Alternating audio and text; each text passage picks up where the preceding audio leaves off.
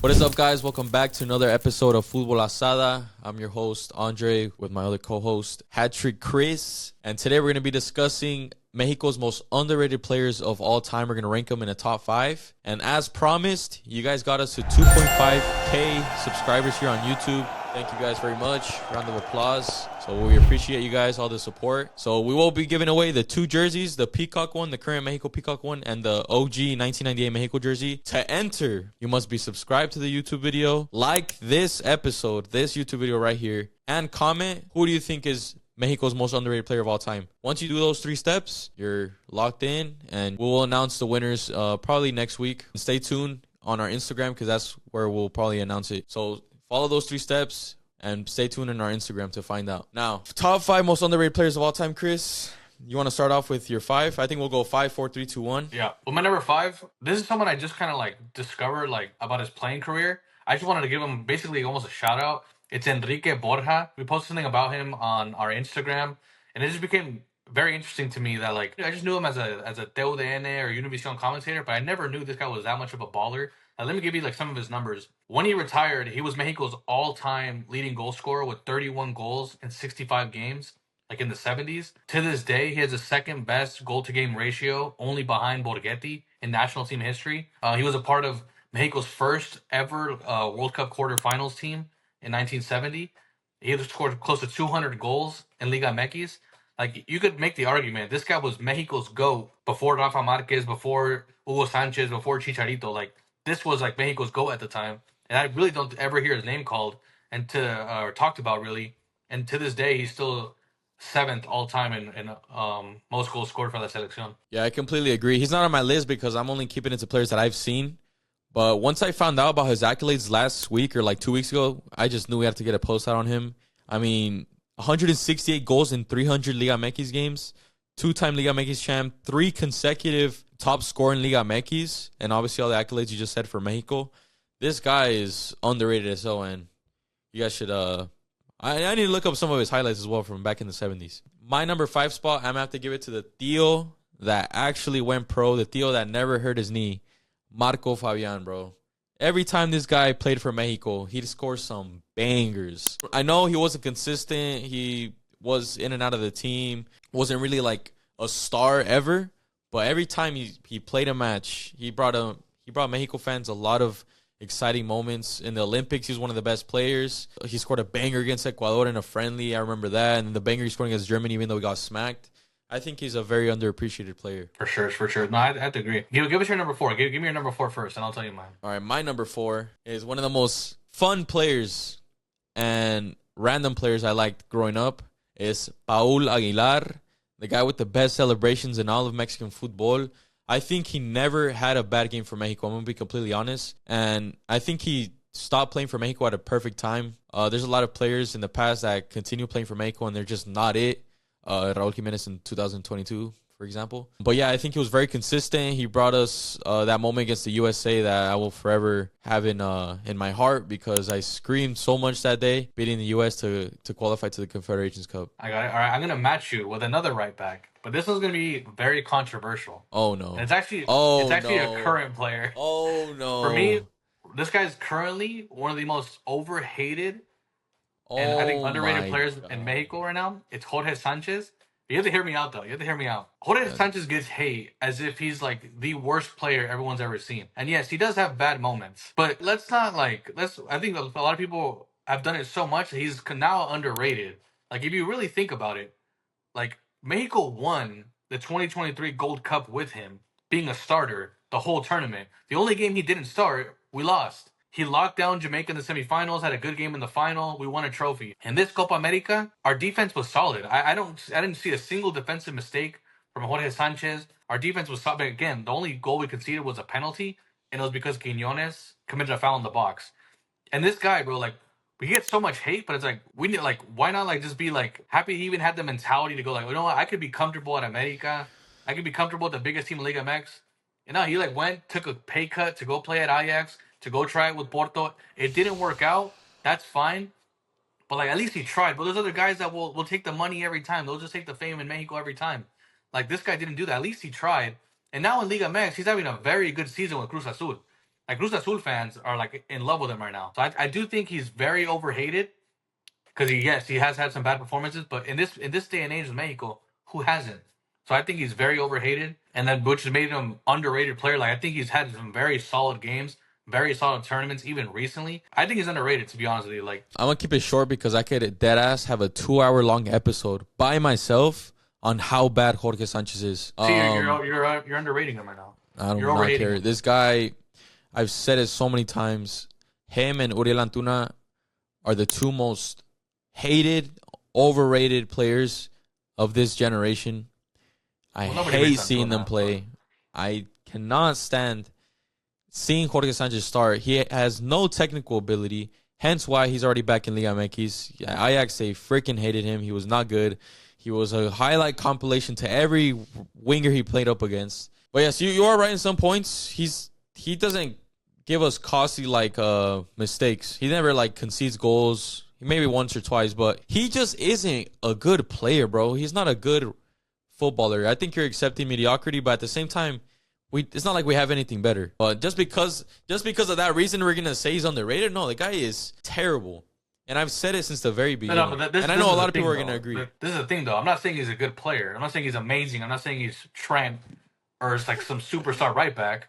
I'm just saying, like, for how much hate he gets, I don't think he's that bad. Like how people make it seem. Yes, he's had his bad moments, but I don't think he's that bad. I'm like, bro, like, there's a reason. Like some of these teams wanted, like Ajax wanted him. Even Porto wanted him, even having some shakiest moments with Ajax. Even Porto wanted to try it out. In the end, it didn't work. But again, the team that did want him is a Liga MX runner-up and the current leaders as well. So it's like all these teams are saying that he's good. He's been decent at times for Mexico, that decent tournaments, but everyone's acting like, oh, you're just saying right now, he's the worst player you've ever seen. Bro, he sucks. I feel like you're underrating him. I cannot stand the guy. I literally cannot stand the guy. All right, but we're gotta move on. I'm telling you, I can literally go 2 hours on by myself on how much I despise how he plays. But now let's move on to, what is it, my number 4? My number 3. I said Pablo Aguilar. My number 3, I actually have his jersey, but I didn't hang it up behind me, is HH Hector Herrera, obviously before his surgery on his face. I think this guy is one of those players that now that he's not in the selección, I appreciate him way more, and I wish I really did admire his game more while he was playing. I think the way he composed and brought tempo to the midfield back then is something that we don't see no more. I think the midfielders we have now don't have that quality. Luis Chavez, he just starts by default. Eric Sanchez is tiny. He's not good. Luis Romo, don't even get me started. And it's literally just Edson that has a decent amount of quality, and they're obviously playing in the Premier League. So, HH, I miss him every day. Yep. For me, my number 3 is Miguel Layún, his Herrera's Porto teammate at one point. I think Layún, people obviously thought he was good. A lot of people think he's like a very good player, but I still think he was underrated because like this guy spent like such a long time in like some very good clubs. Like he was at Porto for about like 3-4 years. Went to Sevilla, had some very good seasons there as well. And we played in the Premier League at one point. And this guy, like, I don't know. Like, it just, like, I feel like when you look at that Mexico team from, like, back then, from, like, the 2014 Mexico team under Piojo or, like, the 2018 team, I feel like everyone, like, looks at the stars, like, oh, there was Vela, Chicharito, Guardado, Moreno, Rafa, Ochoa. I feel like he's kind of like the last guy that gets talked about or looked at. But, like, I feel like he was always consistent. I always felt like he was a threat wherever he played. Was a right back, right wing back, even left back, left wing back. I think it's, like, one of the first players I could see they could play both sides. I just loved his style of play. And I don't know if he ever really did get like as much love as he probably should have. So for me, it's definitely one of the most underrated picks. I mean, he played for 2 straight World Cups with us. So I'm going to go with Layún. Yeah, I agree. I think what hurts him though, because I'm going to admit I criticize him a lot during his career. I think what hurt him was that performance against Chile. He was diabolical. And when Osorio came through as manager, he would just play him out of position. He would play him more as an attacker, and Layún doesn't know how to finish like that. He's not an attacking winger. So I think that's what hurt him. But yes, Layún with the pink and blue boots in 2014, he was class. But for my number 2, I'm actually going to say who you said at number 3. It's Hector Herrera. I'll be on the record right now saying I think Hector Herrera is Mexico's best midfielder of all time. Oh. Like, I think he was overshadowed in his career, like, by Guardado. I think because Guardado, I don't know if it's because he looked better. People thought he was more attractive. I have no idea. Or like because Guardado played, I guess in better leagues or like just played for longer on la selección would score more goals. But I think personally, like just skill wise and technical wise, I think Herrera is the best we've ever seen. This guy could give you a 60-yard long ball with his right foot, with his left foot. Could score a screamer with his right foot or his left foot. Could like this guy could do like roulette dribbles, like he like body feints, like he bodied Tony Cruz in Germany in the 2018 World Cup. He bodied Luka Modric in 2014. You even had Rio Ferdinand tweeting about this guy, like, oh, like Herrera has been one of my favorite players at this World Cup. Ache for me, I think skill wise, definitely, even accomplishments wise, like this guy became the captain of Porto, like at one point, went to Atletico Madrid, was playing for La Selección for what, almost 10 years. I think how it ended kind of gave him a bad light because everyone thought he was too old. He shouldn't have like been at Selección at the 2022 World Cup. I think overall, I think a lot of people don't agree that he's Mexico's best midfielder of all time, or they don't put him in that light. So I think they're underrating him. I genuinely do think he belongs in Mexico's all-time 11, like in the midfield. For me, he was that good, like in his prime. Like I felt like there's not a single midfielder like him today, and I don't think even before that Mexico's never had one like that. Yep, I completely agree. Now my number 2 pick, I'm gonna go with a very consistent defender ever since he debuted for the national team, is Hector Moreno. I deadass don't remember a single time he had a costly mistake in his game. I think the one mistake I do remember was when he gave Poland the penalty in the last World Cup. But even still, it was Edson Alvarez's fault because I think he had he didn't control the bar or something. But Hector Moreno, man, class at center back, his passing ability. He's one of the main reasons why Mexico was so good at keeping possession back then. But yeah, he's a very well-rounded center back, aerial threat, can score headers, like very underrated. For sure. And my number one most underrated player of all time with Mexico is Giovanni Dos Santos. It has to be Giovanni Dos Santos. I think when people think of the all-time great Mexican forwards, they automatically think Hugo Sanchez. They automatically think Chicharito, El Matador, Borghetti. And I even hear like Oribe Peralta, but I don't think people ever put Giovanni in that discussion. When I've said it multiple times, I think Giovanni's peak in the national team, like his best 4-year stretch, is better than anyone in Mexican national team history. Like he had 2009 Gold Cup champion, Gold Cup MVP, 2010 runner-up young player of the tournament at the World Cup, 2011 Gold Cup champion, 2012 Olympic gold medalist, contributing 3 goals and 2 assists in that tournament.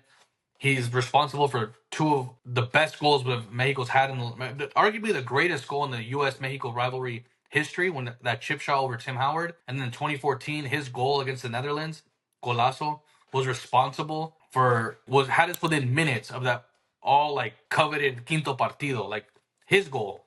I feel like he's had the moments, the stats, the accolades, like everything. Like he's won us the U17 World Cup, which like we do celebrate. Like Mexicans do talk about it. Like that was our first ever championship at any level, and nobody ever considers him as one of the greats, like the great forwards. And I think he's criminally underrated. I think it's because people judge what he didn't become instead of what he actually was, in my opinion. I completely agree. I think I could also put him as my number 1 spot. He's my favorite player of all time. His quality is unmatched, and we do not see that anymore in today's team. But to be different and bring more of a hot take, my number 1 is Javier El Chicharito Hernandez. I think he's the most underrated Mexico player of all time. Yes, he's a top scorer, but bro, in his prime, he was criticized so much by us Mexico fans, me included. I don't know why, because now I look at it with Santi and Martin, like 2 strikers that can't really get consistency going. Bro, Chicharito would make something out of nothing. You could send them the worst cross ever, and he'll find a way to score it first time. That's something that we didn't appreciate in the moment. How dumb were we to ever criticize the guy? Honestly, were you one to criticize him at some point or not? Probably, to be honest. Bro, I don't know why. Looking back at it, like, bro, the guy played for Manchester United and Real Madrid, bro. The guy played for 2 of the biggest clubs in world football in history, and we had that up top. How dumb were we to ever like criticize the guy? That was, you don't know what you have until it's gone. That's one of the sayings I will always say when it comes to the Mexican national team and ex-players. Yeah, those 2 for sure. I mean, and the fact that they like started their selección careers like at the same time, we were blessed and we just didn't know it. But I think that was it. That was our top 5 list. Like I said in the beginning, to enter the giveaway, drop in the comments who is your most underrated Mexico player of all time. And hit the post notifications for next week's episode. Join our Discord link. It's down in the description. Follow our socials to stay informed on everything we post. And any last words? Thanks for 2.5K. We got to get to 10K now. That's the move. We'll see you guys next time. Peace.